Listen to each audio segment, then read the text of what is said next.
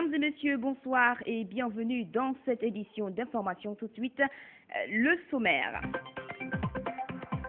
Les travaux du dialogue politique se sont poursuivis ce lundi sans avancée majeure. L'opposition dite radicale a boudé la rencontre et refuse le nouveau cadre de concertation présenté par le gouvernement. L'insécurité à Conakry s'amplifie et devient inquiétante. Des hommes en uniforme ont attaqué dimanche à l'aéroport de Conakry des cambistes. Bilan, un cambiste tué et plus de 20 millions de francs emportés.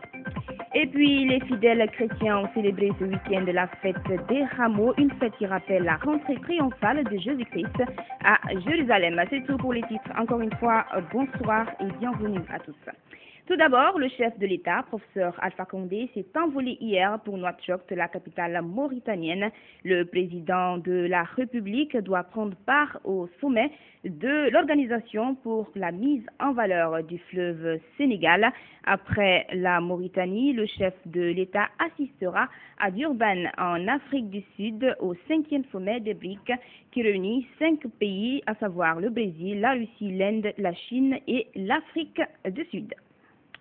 Le dialogue politique a repris ce lundi au Palais du Peuple sans aucune avancée majeure. Après le boycott du vendredi dernier, l'opposition réunie au sein de l'ADP, du collectif et du CDR a boudé une nouvelle fois la rencontre de ce lundi. Elle dénonce le cadre de concertation présenté par le gouvernement et recuse le facilitateur qui serait mandaté par la communauté internationale. Mamadi Kamisoko. Général Lamine Cissé, depuis 3 ans, l'ancien ministre sénégalais aide la Guinée dans la réforme des forces de défense et de sécurité. C'est cet homme qui aurait été désigné comme un des facilitateurs pour représenter la communauté internationale au cadre de concertation entre les acteurs politiques guinéens. Il est loin d'être contesté, mais la façon dont il a été choisi sans consultation de l'opposition dite radicale pose problème. Au-delà de la question du facilitateur, le cadre de concertation actuel n'est plus celui sollicité par les leaders du collectif de l'ADP ainsi que ceux du CDR et du FDP. Le cadre que nous avons vu est un cadre qui viole nos accords. La facilitation viole nos accords. Le représentant de la communauté internationale viole nos accords. Le fait que le gel de la CENI n'ait pas été obtenu est une violation de nos accords antérieurs. Et cinquièmement, la non-libération de nos détenus constitue des violations de points sur lesquels nous avions obtenu un consensus dans le passé. Du côté de la mouvance présidentielle et de certains partis politiques se réclamant du centre, l'opposition tient à son plan de blocage du processus électoral. Je pensais qu'aujourd'hui on allait entamer le dialogue, mais malheureusement l'opposition radicale, dès qu'on s'est installé, ils ont dit qu'ils ne sont pas d'accord, ils se sont levés, ils ont dit que le général Lamine Cissé s'est désigné, s'est auto-désigné seul. La désignation du facilitateur international ne relève ni de l'opposition, ni de la mouvance. C'est le gouvernement qui doit chercher le facilitateur international. La crise est totale et beaucoup s'interrogent sur la sincérité du pouvoir et de l'opposition à en finir avec la transition. Pour le leader de l'UPG, le problème fondamental est Wemark. Je crois que c'est un problème banal qu'on essaie de compliquer par des manœuvres dilatoires alors qu'il y a longtemps, si on aime vraiment la Guinée, on aurait pu se passer de ce débat en recrutant un autre opérateur de saisie. L'aile dure de l'opposition compte se retrouver très bientôt pour, dit-elle, examiner sa stratégie à adopter. Les chevaliers de la République étaient ce lundi devant les hommes de médias à la Maison de la Presse. Cette ONG s'insurge contre les accusations portées par l'opposition à l'endroit des membres de la mouvance présidentielle. Ils sont accusés par l'ADP, le collectif et le CDR d'être responsables des violences enregistrées lors de la dernière marche de l'opposition. Compte rendu sans à compter rendu en studio par Alforma Bari. Cette conférence de presse a débuté par une déclaration dans laquelle les chevaliers de la République ont dénoncé les accusations portées contre certains membres du RPG Arc-en-Ciel par l'opposition réunie au sein du collectif de l'ADP et du CDR. Ces personnalités de la mouvance, dont Malik Sankon, directeur général de la Caisse nationale, et Moustapha Naïté, directeur du patrimoine bâti public, sont accusés d'avoir financé des loubards pour saccager des boutiques et magasins lors de la marche du 27 février dernier. Nous avons pensé qu'il fallait intenter une action judiciaire contre M. Seloudalen Diallo, qui a accusé M. Malik Sankon d'avoir orchestré ou faire passer des loubards dans leur rang pour créer des morts au sein de leur marche. Nous disons que nous ne pouvons pas passer sous silence ce genre d'accusation. C'est pourquoi nous avons sollicité le concours d'un groupe d'avocats pour que la justice soit faite. Quant aux questions relatives à la démission du Premier ministre et le président de la CENI, ainsi que de l'absence de l'opposition au dialogue politique, les chevaliers de la République pensent que ces questions ne sont que des manœuvres de l'opposition pour retarder le processus électoral.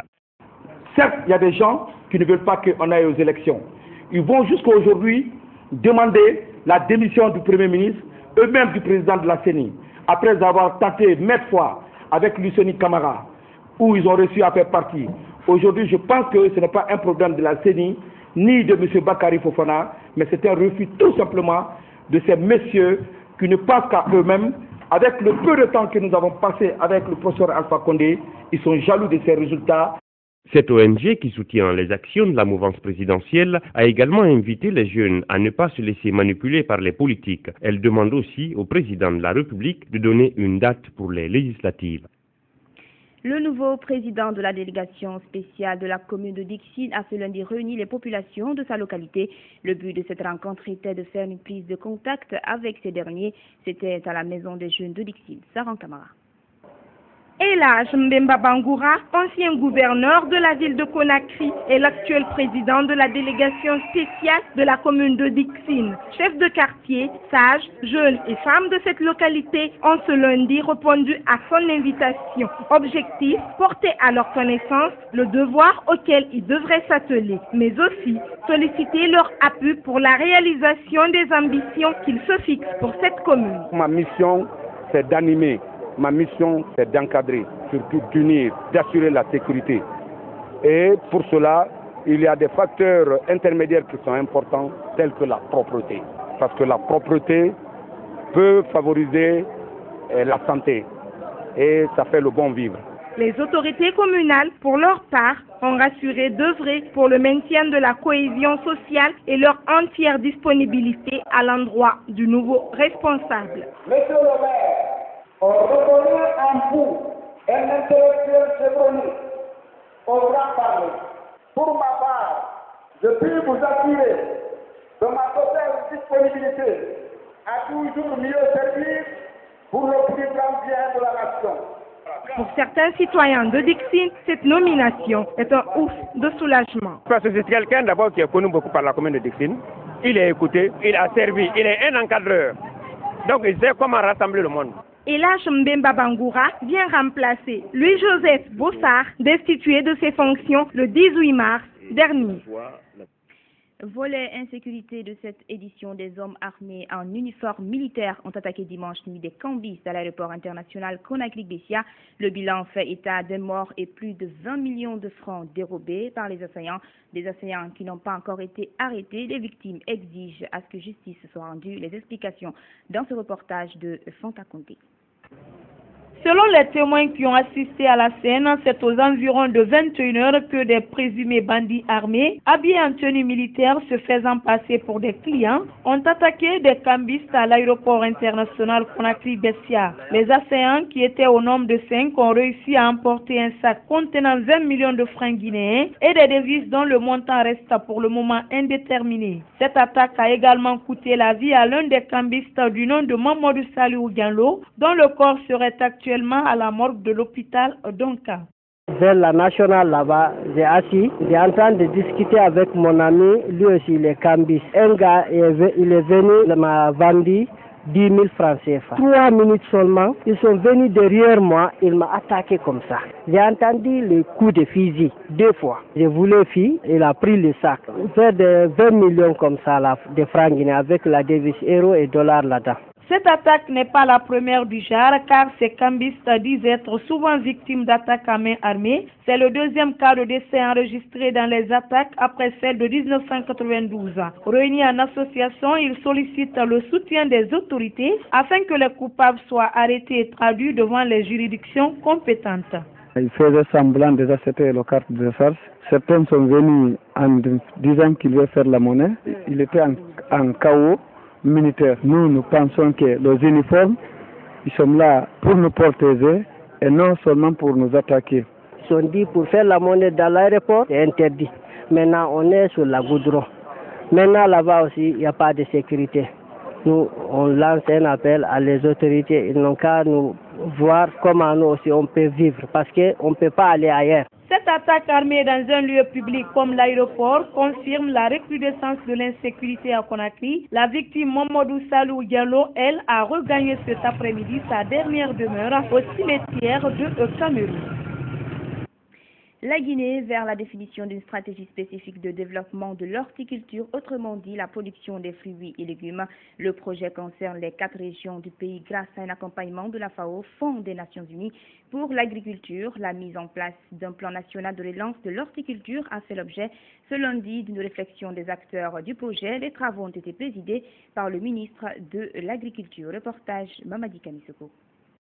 La Guinée offre un vaste potentiel pour la production des fruits et légumes et de façon diversifiée. Fort malheureusement, le sous-secteur de l'horticulture n'est pas bien exploité. Les rares personnes, pour la plupart âgées, qui le pratiquent sont souvent déguerpies dans les espaces aménagés au niveau des centres urbains et périurbains. Un autre facteur non moins négligeable est le manque d'organisation. C'est pour changer la donne que le gouvernement guinéen a inscrit la relance de l'horticulture dans ses stratégies de politique agricole. La mise en œuvre du projet d'assistance technique de la FAO sur la relance de l'horticulture en Guinée est à même de répondre aux soucis de l'amélioration des revenus des couches marginalisées de producteurs en faveur de la productivité agricole et de la sécurité alimentaire. Il est important de souligner que ce projet, qui cadre avec les objectifs de la politique de développement agricole Vision 2015, constitue une réponse à certaines préoccupations d'urgence que sont l'accès et la disponibilité à la nourriture pour tous. L'objectif visé par ce projet d'appui à la mise en place d'un plan national de relance est l'amélioration des conditions de vie de la population guinéenne. Il concerne les 4 régions du pays sur un financement de la FAO à hauteur de $212 000 américains. Ce projet devrait aider le département de l'agriculture à valoriser au mieux les potentialités horticoles, tant pour l'approvisionnement du marché local que pour les opportunités d'exportation. Il viendra ainsi renforcer les actions entreprises par le gouvernement, notamment le plan national d'investissement agricole et de sécurité alimentaire, dans sa composante amélioration de la qualité des services agricoles et l'appui aux organisations de producteurs. Après des expériences réussies dans d'autres pays africains, la Guinée trouve un grand intérêt en ce projet, a dit le ministre de l'Agriculture. Les principales parties prenantes à cette relance de l'horticulture sont les structures administratives et privées, les exploitants forestiers, les ménages ruraux et les consommateurs des villes et des campagnes. Les travaux de construction du pont de Madinaoula sur le fleuve Colentin seront achevés le 10 avril prochain. Une affirmation faite par le chef du projet à travers la Direction nationale des pistes rurales. Maître d'œuvre de nos jours, les travaux sont exécutés à 90%. Notre reporter Ben Oumar Silla s'est rendu sur le site. Suivez son reportage. Financé à hauteur de 15 996 406 244 francs guinéens par la Banque mondiale. La construction de ce pont sur le fleuve Colentin s'inscrit dans la mise en œuvre du programme national d'infrastructure rurale. Cet ouvrage de franchissement est bâti sur une longueur de 100 mètres, 7 mètres de largeur et 15 mètres de hauteur avec 12 mètres en eau profonde. La réalisation des travaux confiés à l'entreprise Enachine a été lancée le 10 janvier 2012 pour 15 mois. Aujourd'hui, les travaux sont exécutés à hauteur de 90% et l'entreprise est confiante d'être dans le délai contractuel du 10 avril prochain. Du délai contractuel déjà qui est consommé, nous pensons vraiment être dans les limites. Toutes les infrastructures et la superstructure du pont ont été réalisées. Il ne reste que les travaux de finition. Et actuellement, on est en train de poser les corniches pour donner une esthétique au pont. La Direction nationale des pistes rurales, maître d'œuvre du projet, entend mener des démarches auprès du bailleur pour rallonger le budget afin de réaliser d'autres infrastructures. C'était prévu 6 ponts qui sont déjà étudiés, les DAO sont disponibles. Avec la vieillesse du projet, on a réalloué pour ne programmer que 3 ponts. À la clôture du projet, on peut toujours demander une rallonge à la Banque mondiale. Située à Badekanti, dans la commune rurale de Madinaoula, une localité à la frontière guinéo-léonaise ayant le plus souffert des attaques rebelles en 2002. La construction donc de ce pont facilitera aux populations qui autrefois pratiquaient le bac, la transaction et la commercialisation de leurs produits. Nous sommes très ravis et puis nous prions à ce que beaucoup de ces activités-là soient sur le territoire guinéen, pas à Madinaoula seulement. Contre-tirer, parce que le ministre de l'Agriculture, qui entend renouveler le personnel de son département, s'engage à poursuivre les travaux jusqu'au désenclavement total des zones de production. Et je crois que ça prouve une fois de plus que notre département a la maîtrise des ouvrages. Donc c'est une satisfaction et je crois que le délai qui a été dit aussi sera respecté. On a fait le constat, notre département est un peu vieillissant. Et donc il faut encourager le remplacement de cette génération par une jeunesse responsable bien formée. Ce pont qui remplacera bientôt le vieux bac motorisé permettra non seulement de désenclaver plus de 35 000 hectares de plaines rizicoles, mais aussi de réduire les nombreux cas d'accidents enregistrés par la traversée du bac à Madinaoula, une localité considérée comme le grenier de Kindia. L'Assemblée générale annuelle de la Caisse populaire et de crédit Yetemali de Dixine s'est tenue le week-end dernier. Objectif, présenter l'état financier de l'année précédente, élire et renouveler le mandat des dirigeants. Nagbekouma. Plus d'1,6 milliard de francs guinéens octroyés à 258 emprunteurs en 2012. L'agence Yetemali de Dixine conforte sa place de leader du réseau de la Caisse populaire d'épargne et de crédit de Guinée. La présente assemblée annuelle n'a pas caché les résultats de son travail. 26 réunions ordinaires ont permis de délibérer sur des dossiers de crédit pour l'exercice 2012. La première catégorie concerne les prêts productifs, soit 92 prêts pour les femmes pour un montant de 333 700 000 francs guinéens. 17 prêts pour les hommes pour un montant de 77 500 000 francs guinéens. 0 prêts pour les autres mixtes et pour les groupes de femmes. 19 prêts aux grands entrepreneurs et commerçants pour un montant de 840 millions de francs guinéens. Soit un total de 128 prêts productifs pour un montant de 1 milliard 251 200 000 francs guinéens. La catégorie des prêts non productifs, nous avons 14 prêts pour les femmes pour un montant de 28 165 000 francs guinéens. 0 prêts pour les groupes de femmes, 102 prêts pour les hommes pour un montant de 151 92 000 francs guinéens. 13 prêts aux autres mixtes pour un montant de 168 757 000 francs guinéens. Un prêt aux grands entrepreneurs et commerçants pour 10 millions de francs guinéens. Soit un total de 130 prêts non productifs pour un montant de 358 14 000 francs guinéens.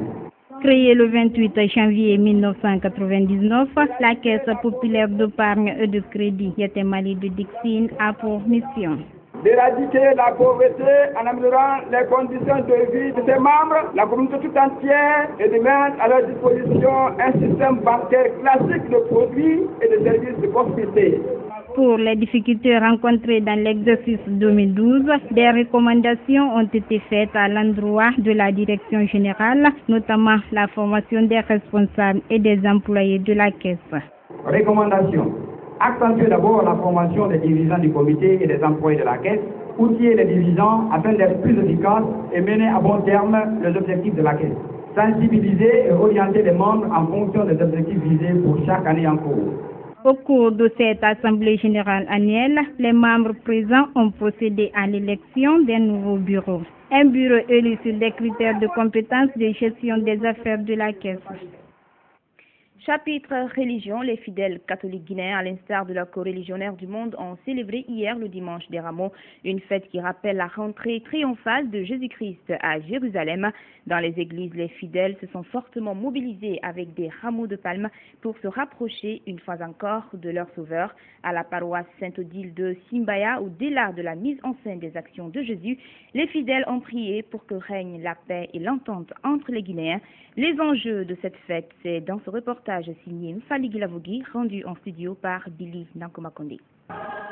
Comme à Jérusalem, les fidèles se sont retrouvés à la paroisse Sainte-Odile de Simbaya. Objectif: célébrer dans l'allégresse le dimanche des Rameaux, une fête chrétienne qui rappelle deux événements: la rentrée triomphale de Jésus-Christ à Jérusalem, mais aussi et surtout la passion et la mort du Christ sur la croix. Les fidèles de la paroisse Sainte-Odile, au cours de cette messe, ont fait une mise en scène des actions du Rédempteur. Dans son homélie, le prêtre a mis un accent sur le chemin de la croix et la semaine sainte chez les catholiques. La semaine sainte constitue le sommet de Nazareth. Transformons en homme de foi, en homme engagé désormais sur le chemin de la sainteté, et que les fêtes pascales nous trouvent sur ce chemin de sainteté, nous trouvent nets et irréprochables, nous trouvent convertis, nous trouvent comme de bons serviteurs à qui Dieu donne un héritage son royaume. La rentrée messianique, célébrée 8 jours avant Pâques, a permis aux fidèles de se rapprocher du Sauveur à travers le jeûne, le pardon et la prière. La fête des Rameaux annonce Jésus comme roi, comme le Messie qui vient sauver l'humanité entière. Et la foule que nous avons vue entourer Jésus, cette foule signifiait aujourd'hui que les personnes qui se disent que nous avons l'amour du Christ, ce sont cette même foule qui va s'annoncer le dimanche de la Passion pour dire encore que crucifie-le, crucifie-le. Et ce sont ces personnes même qui ont donné le Christ à la mort. La fête des Rameaux a été clôturée par la remise des offrandes aux serviteurs de Dieu. Agitant des rameaux de palme, les fidèles ont chanté au plus haut Hosanna. Religion encore, les fidèles de l'église Assemblée de Dieu de Taouia ont célébré dimanche aussi en beauté la fête des hommes, une journée qui a clôturé le séminaire initié la semaine dernière à l'intention des serviteurs de cette église. Cette fête a été célébrée sous le thème la transformation. Il est tiré de la Sainte Bible. Au cours de la messe, le pasteur a incité les fidèles à croire en Dieu seul pour être transformés. Reportage Mfali Gilavougi.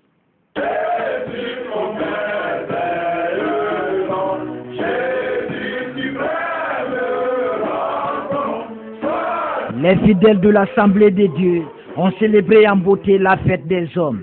Parés de leur uniforme, les serviteurs des dieux enthousiastes ont loué leur sauveur à travers des cantiques de victoire, esquissé des pas et dire surtout des prières pour être transformés positivement par Jésus-Christ. Thème de cette messe spéciale, tiré de la Bible, le chapitre Acte 9, versets 1 à 16, a été développé par le pasteur Marcel Calavanda. Le directeur de Campus pour Christ a expliqué les enjeux de la transformation par Jésus-Christ à travers la conversion des Sauls, un roi qui persécutait à Damas les hommes de l'Église. Pour le pasteur Calavanda, le peuple de Guinée a aujourd'hui besoin de Jésus-Christ pour être transformé positivement. Ce dont le peuple guinéen a besoin, c'est Jésus-Christ. Quand Jésus transforme, les gens étant transformés ne verront pas leur différence. Leur différence deviendront une force. Lorsqu'on attire la transformation réellement, ça suscite la paix. La célébration de cette fête à l'intention des hommes de l'Église n'est pas fortuite. Sans la vie de Dieu dans la vie de quelqu'un, l'homme ne peut jamais être changé. Tous ceux qui se disent adorateurs de Dieu doivent mettre en pratique la parole de Dieu pour que cette Guinée soit une Guinée de paix. Gose Maguil est une servante de l'Assemblée de Dieu. Elle pense que la transformation par Jésus ne devrait pas être un simple slogan, mais une vie.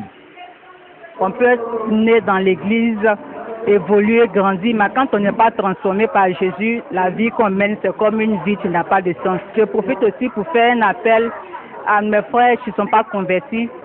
Rien n'est dur devant Dieu. Des sketchs ont été par ailleurs présentés à cette fête pour sensibiliser les fidèles à ne croire qu'en Dieu seul pour être transformés.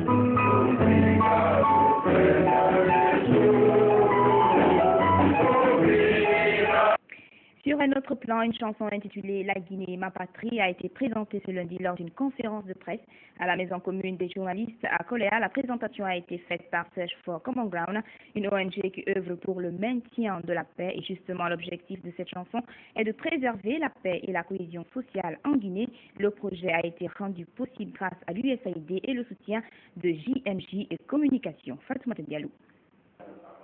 C'est devant des hommes de médias que cette conférence est tenue, comme pour dire que par le culturel, l'on peut s'embarquer dans la caravane de la paix pour la cohabitation des Guinéens. Cette occasion est mise donc à profit pour montrer la place de la chanson dans la réconciliation nationale. C'est la musique qui a réconcilié deux chefs d'État, deux pays qui étaient en antagonisme des années. Dans leur message, ils ont voulu être apolitiques. De ce fait, toutes les régions y figurent dans la chanson. Dans la musique que nous avons choisie, nous n'avons pas choisi, comme vous le remarquerez, le chemin facile de la démagogie. Nous avons choisi des textes qui ne vantent aucun leader politique. Ce que vous découvrirez dans ce CD, c'est toute l'identité culturelle guinéenne. C'est une compilation de musique de chez nous. La réalisation de ce projet a également dépassé les frontières de la Guinée, d'où la présence de talents nationaux et internationaux. Il y a une chanson principale qui est La Guinée, ma patrie, avec la participation exceptionnelle de l'artiste ivoirien Mewé, avec la contribution des artistes guinéens comme Philippe Kourouma, Yelisayon Kouyaté, Diéné Kouyaté, Kemo Kouyaté, Takana Zayon et beaucoup d'autres, sous la direction de Maître Barry. Il y a eu 2 séquences d'enregistrement. Une séquence à Abidjan, où nous avons enregistré dans le studio JVZ de Jacques Bisolon, la partie de Mewé et la partie internationale. Ce projet a commencé en novembre 2011 et son lancement officiel est prévu le 29 mars avec 5000 exemplaires. Également, une caravane sera mise en place pour sillonner les 5 communes de Conakry. Le festival du film francophone a fait un tour à Cancan. Durant 3 jours, la salle de tenue pour le festival affichait plein. La population de Cancan a découvert avec cet événement des films et de réalisateurs guinéens et étrangers, aussi le côté éducatif et social du cinéma. Marie-Chéla Fofana. Le festival du film francophone, dans sa première édition, est passé par la ville de Cancan. Cet événement, qui s'est déroulé du 20 au 23 mars, a connu une forte mobilisation du public selon les organisateurs. Sur les 3 jours, il y avait 2 séances scolaires. Et à chaque séance, vous avez eu entre 1000 et 1500 élèves. Le soir, il y avait 2 séances sur les 3 jours. Et on a compté entre 150 et 200 personnes qui sont venus voir les films le soir. Durant les 3 jours de projection, les organisateurs ont pris le soin de diffuser des films éducatifs de réalisateurs guinéens et étrangers. Les films, il y a Bekunko de Cheikh Fantamadi Camara et un autre film qui a pour titre Ramata. 3e film, c'est Ouaga Saga de Dani Kouyaté. Il y a eu Paris à tout prix. Le 5e et dernier film, c'est Keita, l'héritage du griot.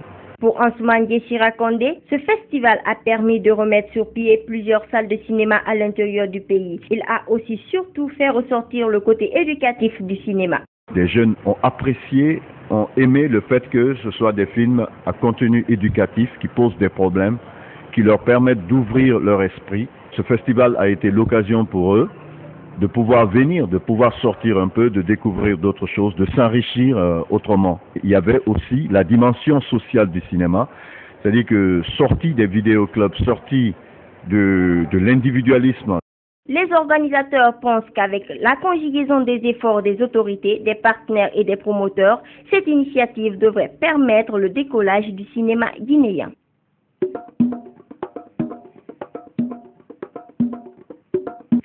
Sur le continent, la situation reste toujours tendue en Centrafrique après le coup de force des rebelles Séléka. Le nouvel homme fort du pays, Michel Djotodia, devrait s'annoncer ce lundi au peuple centrafricain et à la communauté internationale. Le chef d'État déchu François Bozizé, quant à lui, a trouvé refuge au Cameroun. La prise de Bangui par les rebelles de la Séléka n'a pas été aussi facile que prévu. Les violents combats ont fait de nombreux morts parmi les troupes sud-africaines.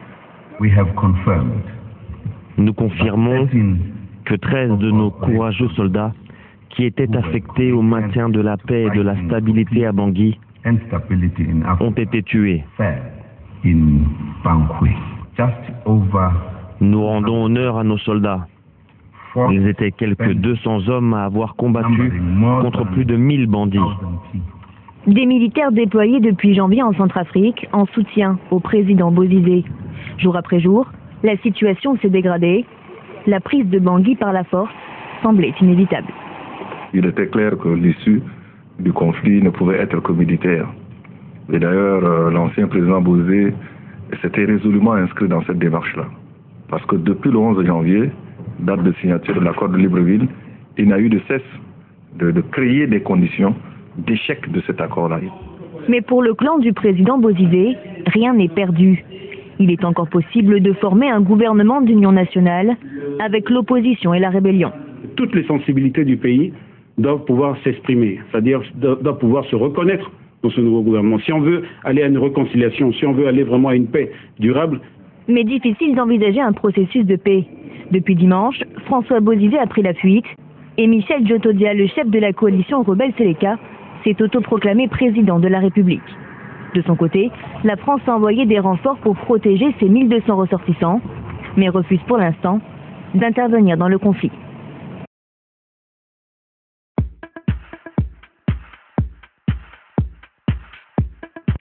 Dans le monde, Chypre sauvé, mais à quel prix? Un accord a été trouvé in extremis la nuit dernière entre le président chypriote et les membres de la Troïka. Suivez. Des discussions laborieuses, mais finalement payantes pour Chypre et ses bailleurs de fonds. Le Fonds monétaire international salue le courage des autorités chypriotes dans cet accord de dernière minute. Il a plusieurs objectifs. Premièrement, protéger les déposants assurés. Deuxièmement, traiter uniquement les deux banques problématiques et donc restaurer la confiance dans le système bancaire.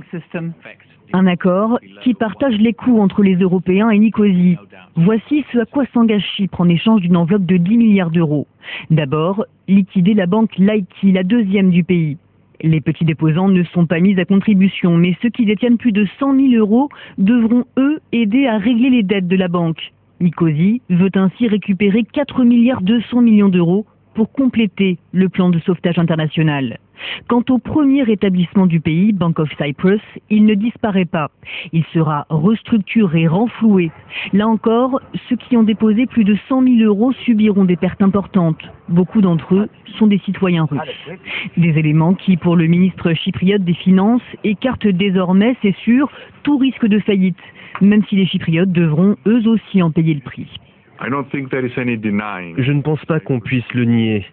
Les Chypriotes vont devoir traverser des temps difficiles et subir les conséquences de cet accord pendant un certain temps.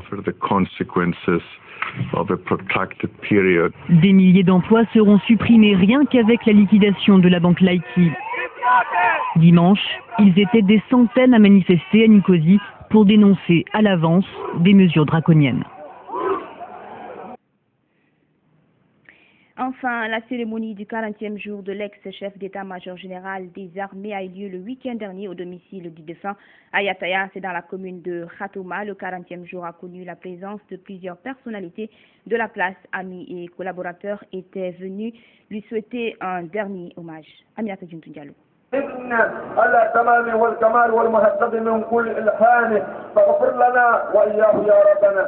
C'est par ces versets qu'a débuté la cérémonie du 40e jour de l'ancien chef de l'état-major général des armées. Vous vous souvenez sans doute du crash d'avion qui s'est produit le 11 février dernier à Morovia. Un crash qui avait coûté la vie à 11 officiers de l'armée guinéenne, des officiers parmi lesquels figurait le chef d'état-major général Kelefa Diallo. Cela fait 40 jours depuis que la tragédie a eu lieu. Ce 40e jour n'est pas passé inaperçu. Amis, collaborateurs et parents se sont retrouvés et en ont fait une grande cérémonie de prière et lecture du Saint-Coran. La mère de l'ex-chef d'état-major général n'arrive toujours pas à chasser les larmes, mais étant une croyante, elle s'en remet à Dieu.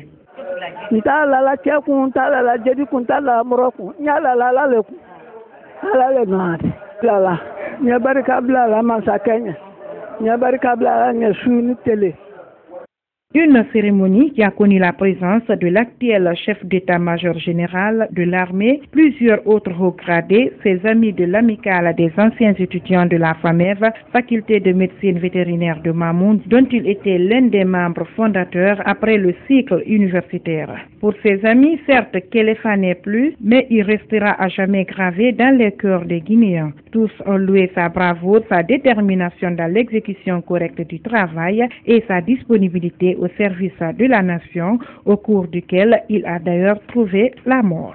Le feu général Souleymane Kéléfa était un élément très important de notre groupe. Il a beaucoup contribué pour d'abord même la création de l'amicale, mais aussi pour consolider le groupe. Avant qu'il ne soit chef d'état-major général des armées, et à son poste de Comazone à Kankan, toutes les fois qu'il était à Conakry, il venait assister à la réunion de la promotion. Et après qu'il soit nommé chef d'état-major général des forces armées, il a toujours continué à venir à la réunion de l'amicale. Donc c'est vraiment pour moi aujourd'hui un motif de satisfaction de voir tout ce groupe venir lui témoigner la compassion, lui témoigner la gratitude pour tout le bienfait qu'il n'a jamais manqué de nous témoigner. Sa femme, encore sous l'émotion, n'a pas pu s'exprimer. Quant à Kéléfa, il est parti laissant derrière lui toutes les réformes engagées au sein de l'armée guinéenne. C'est la fin de cette édition d'information. Merci de votre aimable attention. Excellente suite de programmes à notre compagnie. L'info, c'est aussi notre site internet, le www.groupeevasionguinée.info. Bonsoir à tous.